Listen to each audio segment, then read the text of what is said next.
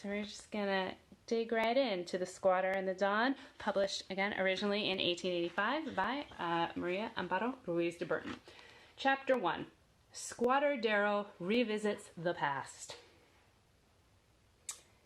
To be guided by good advice is to profit by the wisdom of others. To be guided by experience is to profit by the wisdom of our own, said Mrs. Darrell to her husband in her own sweet, winning way, as they sat alone in the sitting room of their Alameda farmhouse, having their last talk that evening, while she darned his stockings and sewed buttons on his shirt. The children, so-called, though the majority were grown up, had all retired for the night. Mr. and Mrs. Darrell sat up later, having much to talk about, as he would leave the next day for Southern California, intending to locate somewhere in a desirable neighborhood a homestead claim. Therefore, continued Mrs. Darrell, seeing that her husband smoked his pipe in silence, adding no observations to her own, let us this time be guided by our own past history, William, our experience. In other words, let us be wise, my husband. By way of variety, you mean, said he, smiling. That is, as far as I am concerned, because I own, frankly, that had I been guided by your advice, your wisdom, we would be much better off today. You have a right to reproach me. I do not wish to do anything of the kind. I think reproaches seldom do good. No use in crying over spilt milk, eh? That is not my idea either. On the contrary, if by milk it is meant all or any earthly good whatever, it is the spilled milk that we should lament. There is no reason to cry for the milk that has not been wasted, the good that is not lost. So let us cry for the spilt milk by all means, if by doing so we learn how to avoid spilling any more. Let us cry for the spilt milk and remember how and where and when and why we spilt it. Much wisdom is learnt through tears, but none through forgetting our lessons. But how can a man learn when he is born a fool? Only an idiot is, truly speaking, a fool to such a degree that he cannot act wisely if he will. It is only when perversity is added to foolishness that a being, not an idiot, is utterly a fool. To persist in acting wrongfully, that is the real folly. To reject good counsel, either of one's own good thoughts or the good thoughts of others, but to act foolishly by deciding hastily, by lack of mature reflection, that I should only call a foolish mistake. So then, if we have been foolish, let us at least utilize our foolishness by drawing from it lessons of wisdom for the future. We cannot conscientiously plead that we are born fools when we see our errors. Mr. Darrell smilingly bowed, and with a voice much softer than his usual stentorian tones, said, I understand, little wife, but I fear that my streak of perversity is a broad one, and has solely been the bane of my life. It has a fatality accompanying it. I have often seen the right way to act, and yet I have gone with my eyes wide open to do the wrong thing. And this, too, not meaning to do harm to anyone, nor wishing to be malicious or mean. I don't know what power impelled me, but if you will forgive my past wickedness, I will try to do better. Don't say that. Don't speak of your wickedness, for real wickedness is perversity. You have acted wrongly at times when you have misapplied your rights and the rights of others, but you have not intentionally done wrong. You are not perverse. Don't say that. In a few days, it will be 24 years since we crossed the plains with our 3 babies, in our caravan of 4 wagons, followed by our fine horses and choice Durham cows. I firmly believed then that, with my fine stock and good bank account, and broad government lands free to all Americans, I should have given you a nice home before I was 5 years older. That I would have saved money, and would be getting more to make us rich before I was old. But see, at the end of 24 years, where and how do I find myself? I am still poor. All I have earned is the name of squatter. That pretty name, which I hate because you despise it, is what I have earned. Don't say that either, William. We will only recommence one of numerous fruitless discussions. We are not poor because we have enough to live in comfort, and I do not despise the name of squatter, for it is harmless enough. But I do certainly disapprove of the acts done by men because they are squatters or to become squatters. They have caused much trouble to people who never harmed them.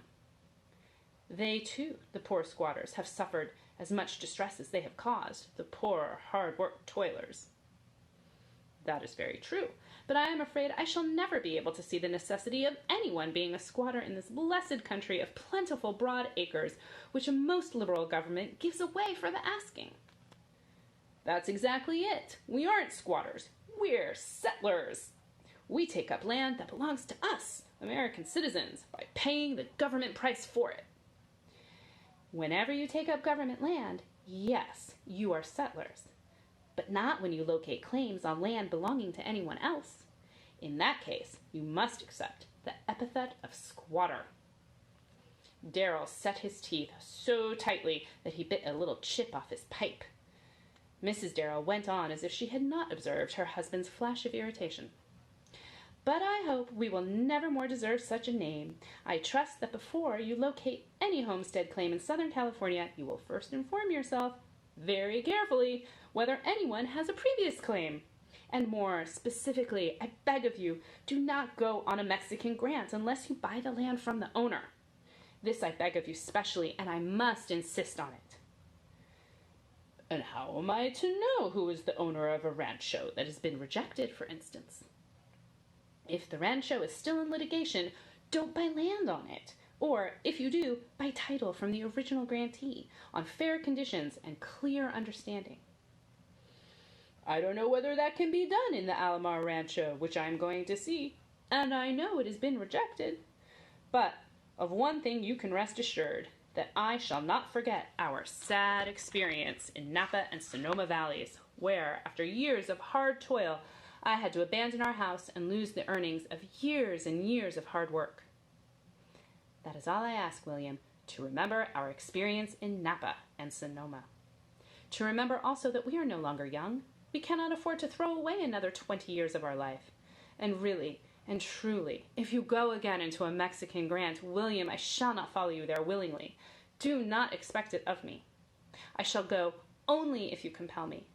Ha! Compel you! He exclaimed, laughing. Compel you, when you know I have obeyed you my whole life. Oh, no, William, not all your life, for you were well grown before I ever saw you. I mean ever since I went to Washington, with my mind made up to jump off the train coming back if you didn't agree to come north to be my commandant. I don't think I have been a very strict disciplinarian, she said, smiling. I think the subaltern has had pretty much his own way. Yes, when he thinks he might. But when the commandant pulls the string by looking sad or offended, then goodbye to the spirit and independence of the subaltern. One thing I must not forget to ask you, she said, going back to the point of their digression, and it is not to believe what those men have been telling you about the Alomar Rancho having been finally rejected. You know John Gaspang could never speak the truth, and years have not made him more reliable. As for Miller, Hughes, and Matthews, they are dishonest enough, and though not so brazen as Gaspang, they will misrepresent facts to induce you to go with them, for they want you with them. I know they do. I have seen all that. But I see, too, that San Diego is sure to have a railroad direct to the eastern states. Land will increase in value immediately. So I think, myself, I had better take time by the forelock and get a good lot of land in the Alomar Grant, which is quite near town. But are you sure it's finally rejected? I saw the book where the fact is recorded. Isn't that enough? Yes, if there's been no error. Always the same cautious Mary Morneau, who tortured me with her doubts and would not have me until Father White took compassion on me, said he, smiling, looking at her fondly, for his thoughts reverted back to those days when Miss Mary was afraid to marry him. But, after all, he won her and brought her all the way from Washington to his New England home. William Darrell was already a well-to-do young farmer in those days, a bachelor 28 to 30 years of age, sole heir to a flourishing New England farm, and with a good account in a Boston bank, when Miss Mary Morneau came to New England from Washington to visit her aunt, Mrs. Newton. As Mrs. Newton's husband was William Darrell's uncle, nothing was more natural than for Mary to meet him at his uncle's house. Nobody expected that William would fall in love with her, as he seemed to be proof against Cupid's darts.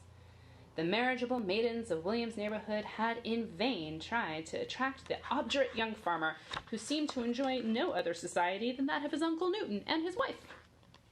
But Mary came, and William surrendered at once. She, however, gave him no encouragement. Her coldness seemed only to inflame his love the more, until Miss Moreno thought it was best to shorten her visit and return home in the middle of September.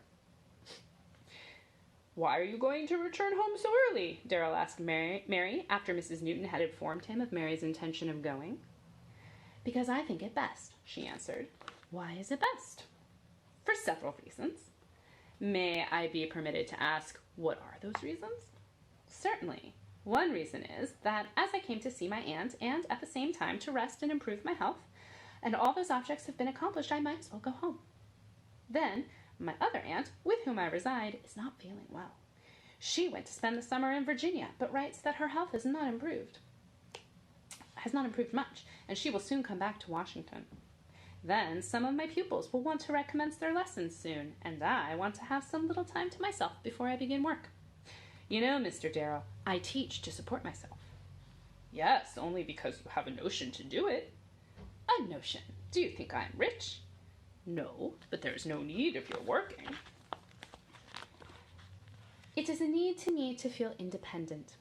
I don't want to be supported by my aunts while I know well how to earn my living. Miss Mary, please, I beg of you, let me have the happiness of taking care of you." I'll just reiterate, this was written in 1885. "Let me have the happiness of taking care of you. Be my wife. I am not a rich man, but I have enough to provide for you." "Mr. Darrell, you surprise me. I thank you for the compliment you pay me with your honorable offer, but I have no wish of getting married." "Do you reject me, Miss Mary? Tell me one thing. Tell me truly. Do you care for anyone else?" "No, I care for nobody. I don't want to marry." "But you will marry me sometime. If you knew how very miserable you make me, I think you would not have the heart to refuse me." "You'll get over it." "I'm going soon. Forget me." Darrell made no answer.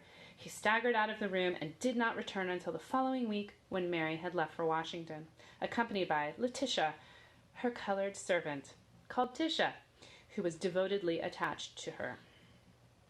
Darrell had become rather taciturn and less sociable than ever, Mrs. Newton noticed, and, since Mary left, he seemed to lose flesh and all his spirits and pass the winter as if life were a burden to him.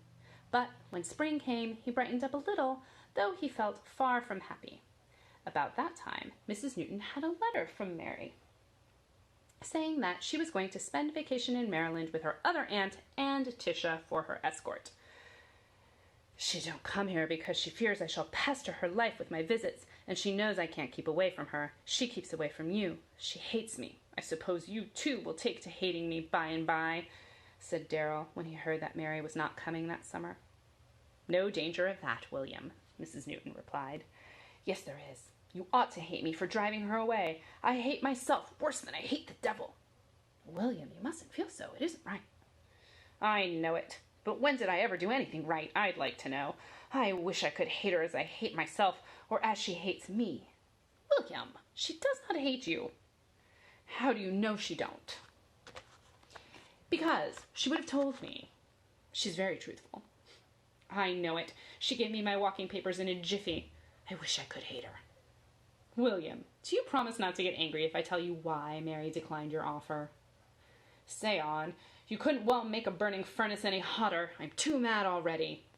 "Well, I'll tell you. She likes you, but is afraid of you." "Afraid? Afraid?" said he, aghast. "Why, that is awful. I, an object of fear, when I worship the ground she treads on. But how? What have I done? When did I frighten her?" "At no particular time, but often you gave her the impression that you have a high temper, and she told me if I loved Mr. Darrell better than my life, I wouldn't marry him, for I could never be happy with a man of a violent temper. Then she spoke, too, of her being a Roman Catholic, and you being a Protestant." "But you're a Catholic, and Uncle is Protestant." "Certainly. I think the barrier is not insuperable."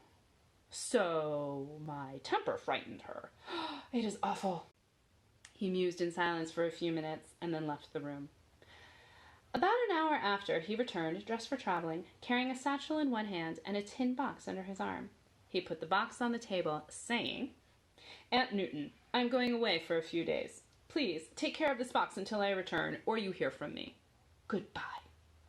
And he hurried away, for he had only barely time to catch the train going to New York. Darrell was in New York for a few hours.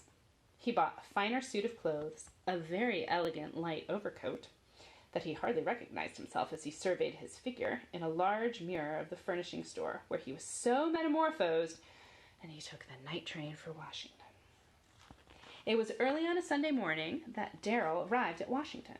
He went to a hotel, called a hack to go in search of Mary. He knew that was not an hour for calling, but he had business with Mary. His was no friendly visit. It was a matter of life and death with him. He rang the bell, and presently he heard Tisha's flapping steps coming. So there's some black vernacular in this book, and I will try to not read it that way. "Lord a master," she exclaimed, stepping back, but recovering herself, said with true heartiness, "Come in the parlor, please. It is true glad Miss Mary will be to see you." "Do you think so, Tisha?" he asked. "I know it. No thinking about it, neither. She's going to Mass, but she'll see you for a little while anyway." Opening the parlor door for Darrell to walk in, Tisha ran upstairs to Mary's room. "Oh, Miss Mary!" Miss Mary. I got so excited I lost my place. "Oh, Miss Mary," said she. "Guess who's downstairs?" "I couldn't, Tish, being so early and on Sunday, but I heard a man's voice. Is it a gentleman?" "You bet! Oh, please excuse me. I mean, sure as I live it is, and no other than Mr. Darrell from New England." "Ah," said Miss Mary, affecting indifference, but her hands trembled as she tied her bonnet strings. Darrell knew he must appear self-contained and not in the least impetuous, but when he saw those beautiful dark eyes of Mary's, he forgot all his pretended calmness. "Is my aunt well?" Mary began, as she came in. Yes, everybody's well. Don't be alarmed at my coming. I know it must seem strange to you. 2 days ago I had no idea of coming to Washington, but, Miss Moreno, your aunt told me you were not coming north this summer, and this news nearly drove me crazy." "Oh, Mr. Darrell." "Wait, don't drive me off yet. Your aunt told me that you refused me because you believe I have a violent temper. Now, I'm not going to deny that, but this I am going to say, that I have never violated my word and never shall, and I make a most solemn oath to you, that if you will marry me, you shall never have occasion to be made unhappy or displeased by my quick anger, because you will only have to remind me of this pledge, and I shall curb my temper if it kills me." "Mr. Darrell, I believe you are perfectly sincere in what you say, but a strong trait of character is not controlled easily. It's more apt to be uncontrollable." "For God's sake, don't refuse me. I fear I must kill myself if you spurn me. I don't want life without you." "Don't say that," Mary said, trying to keep calm. But how she felt? But she felt as if she were being carried away in spite of herself by the torrent of his impetuousness. She was afraid of him, but she liked him. And she liked to be loved in that passionate, rebellious way of his. She smiled, adding, "We must postpone this conversation, for I must go to church, and it is quite a long walk there." "The carriage that brought me is at the door. Take it, and don't walk. It's quite warm out." "Will you go with me to church? You see, that is another obstacle, the difference of religions." "Indeed, that is no obstacle. Your religion tells you to pity me." "We will talk to Father White about that." "Then, Mary, my beloved, will you give me hope? And will you really try to control your anger when you feel it is getting the mastery of you?" "I will, so help me God," said he, lifting his hand. "Take care, that is an oath." "I know it and mean it," he said, much moved. They went to church together. After church, Mary had a few moments of conversation with her pastor. She explained everything to him. "Do you love him, my child?" asked the good father, knowing the human heart only too well. Mary blushed and said, "Yes, Father, I believe I do." "Very well. Send him to see me tomorrow morning." Darrell had a long talk with Father White, and promised solemnly not to coerce or influence his wife to change her religion, and that should their union be blessed with children, they should be baptized and brought up Catholic. And his union was blessed. Mary made his New England home a paradise, and 8 children, sharing largely their mother's fine qualities, filled to overflowing his cup of happiness. And that concludes the first chapter of The Squatter and the Don. We'll save chapter 2 for another time, and I'll just talk really briefly about what we've learned in this book. So we've been introduced to the Darrells. They are the squatters of The Squatter and the Don. Next chapter, we're going to meet the Don.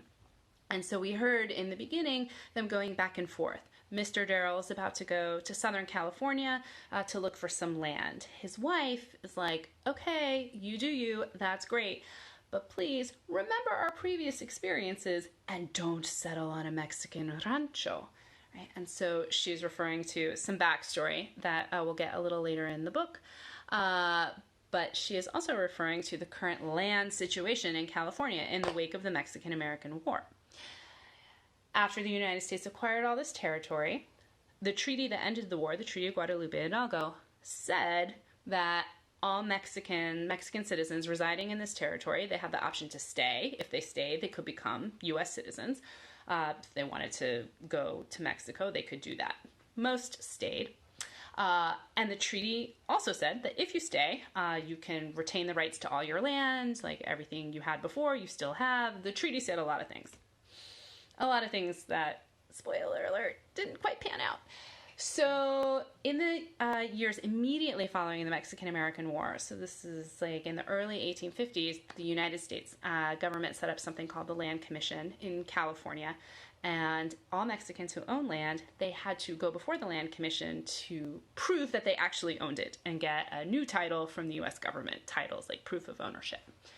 So this meant that until the U.S. government actually approved their title, the land these Mexican ranchers owned was kind of in flux, like in limbo. It wasn't clear if they owned it or not. And so what wound up happening, so these are the Dons that own the ranchos, and what wound up happening in a lot of cases is that settlers, Mr. Darrell wants to call himself a settler, but his wife says, no, you have to be a squatter if you're doing this thing, which he does. People come and they settle on this land that nobody owns yet, technically. So in some cases, as these claims are being adjudicated, so they're in the courts, in some cases, they are approved by the U.S. government. The government's like, oh, okay, yes, we see your documentation, we heard your story, sure, yeah, fine, this land is yours. Here you go, here's your new title. But in many cases, the U.S. government rejected these Mexican claims, saying, I don't know, your documentation is a little dodgy, we can't really tell, we're just going to say, no, this belongs to us now. So that happened in a lot of cases, and in many, many cases, what happened was Mexican landowners were defending their claims in court after court after court after court. They would have to mortgage some of their land to pay their court fees, and even if their claims were eventually approved, they lost everything because of court costs. So that's kind of the bigger backstory that's going on here. And Darrell, Mr. Darrell, is going down to scope out some new land, and his wife is saying, just make sure that it's actually government land and that it doesn't belong to some Mexican ranchero who's going to eventually get his claim approved and then take that land out from under your feet.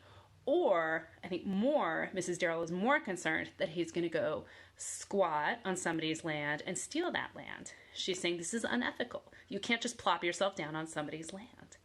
And he's saying, oh, well, how will I know? I don't know. If I don't know, then I'm not doing anything wrong, right? And she's like, oh, no, you know that you're doing something wrong. And so that's the scene that's set for us in the very first chapter of the book. We meet these two characters, and we learn a little bit of this backstory, but more importantly, we get some insight into these two characters, into Mrs. Darrell as the kind of ethical center of the book. An ethical center of white femininity, and Mr. Darrell is the hot-headed, passionate lover. He doesn't want to intentionally do wrong, but also if he doesn't know he's doing wrong, then it's not really wrong, right? So we'll see how that works out for him a little bit later in the book. So for now, thank you for joining me. I'll jump on here at some point in the near future and read chapter 2, and we'll meet the Alamars. And in the meantime, we will archive this video. This will be available in our feed, and we'll also archive it on IGTV. So thanks for joining me. I look forward to seeing you back here on Picturing Mexican America sometime soon. Take care, everyone. Stay safe out there.